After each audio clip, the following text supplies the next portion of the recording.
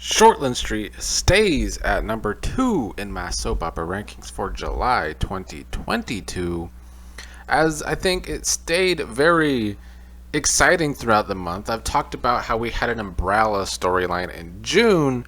I don't know if that carried over quite as strongly in July, but I still feel like the show was very strong overall. I'm going to talk about some of the stories. Honestly, a lot went on this month as well in Shortland Street, which is something that usually happens because, it's a fast-paced soap opera. Vivian's mother took a turn for the worse, but before she ended up dying, she told Madonna that she needed to tell Vivian that her father, that she thinks is her father, her husband, is not really Vivian's father.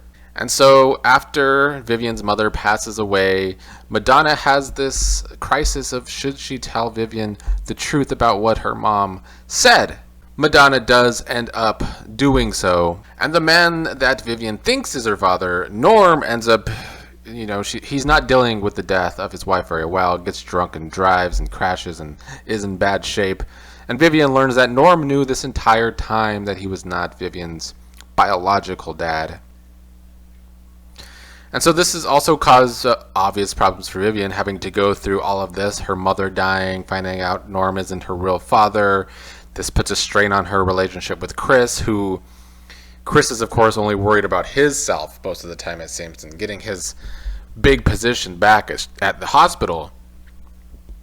So they did a lot with Vivian's character here. I feel like I finally care more about Vivian's character, something I haven't really done yet, to be honest. On the other side of the coin here, a story on the weaker side, it kind of involves Vivian, is Viliami and Jojo kind of getting back together. I don't really know where they're going with the character of Viliami, because Madonna broke up with him, so he goes back to Jojo, but then a drunk Vivian and Viliami also end up kissing. It's been kind of a lot for the Viliami character. Not that I exactly hate it, but it's just kind of all over the place, is what I feel like. After the almost affair between Drew and Cece, we didn't get a lot of aftermath on that, which I wish we did. But we see Harper and Drew trying to work things out. Harper's been going through it kind of with a postpartum depression type situation. And that caused problems for Harper and Drew as well, but they're working on it. I hope we get more of Drew and Cece in the future, though, because I was really on board with that in June with their friendship turned almost affair. Now, probably the main story on Shortland Street remained TK versus Chris for the position at the hospital. They had a poker game that gets intense because Chris tells everyone TK backstabbed him for the hospital job. But a big part of the story becomes Damo, who figures out the truth between TK and Tarangope having an affair, but thanks to an email that Damo sees. Damo's considering telling Cece the truth about that affair. This is the show's way of continuing to try and paint TK in a bad light, I feel. I don't know. I'm trying to decide if I feel like the writing is even for TK and Chris for this hospital job. Chris is playing dirty, trying to get his position back. TK did kind of backstab him in the first place, and then he went and had this affair with Tarangope, kind of being their little plan together. I don't know. I don't know if anybody comes out of this storyline looking that great. But the big thing that happens is Damo is really going through it, having this crisis. He's having his own personal crisis, too. He goes to talk to Desi, then walks into the street and gets hit by a bus, which came out of nowhere. In the next episode, which was really well done, we had this special Damo episode with like a younger Damo, an older Damo, and Damo. It all was the same person.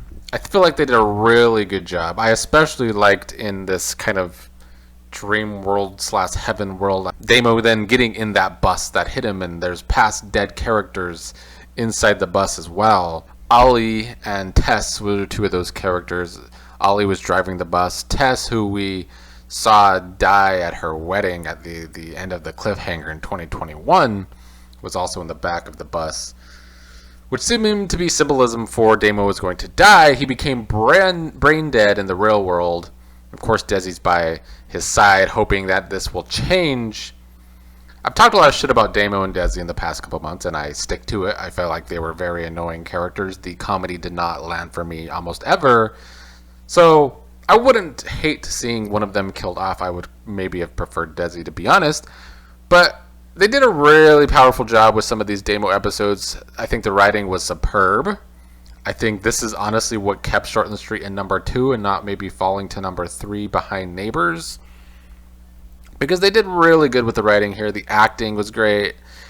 One thing that I found very interesting is that, we just saw JoJo's grandfather in this car accident, and they didn't want to really do all this working on him because he was just so old. But here's Damo, who's brain dead, and of course this is everyone's friend at Shortland Street, and they want to do all they can for the brain dead Damo. I felt like JoJo maybe should be running amok about that still after what happened to her granddad. I feel like they've let JoJo get over that way too fast. That's definitely a downside to Shortland Street's plot-driven pace, is that characters get over things too quickly, in my opinion.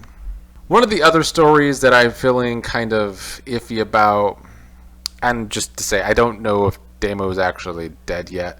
I haven't watched any August episodes. If he's really being killed off, I think he should be. They did a really powerful job, so why bring him back to life after that? So we have Jack noticing that Lovely's new boyfriend has an Iron Dogs tattoo. Jack just went through that whole ordeal with his dirty cop boyfriend and the Iron Dog gang. And Jack looked like a fool in that storyline. And now we kind of have a reverse where Jack is trying to get through to Lovely. Lovely's the one who thinks her boyfriend, I think his name is Taz, is a really good guy. One of the bigger issues with this story, though, is Madonna actually breaking the rules to help the younger gang member that was hurt in the hospital escape from the hospital to not get arrested. It's very outside of the character of Madonna. She's always by the book rule breaker, and now this could get her in actual legal trouble. But we'll see where the story goes. I think it's interesting. I think everything on Shortland Street has remained interesting in July. I don't know if the writing was quite as strong in July as it was in June, because they were doing that whole umbrella story thing, which I enjoyed a lot. But I still think it was very strong in July, strong enough to stay in second place in my rankings for the month.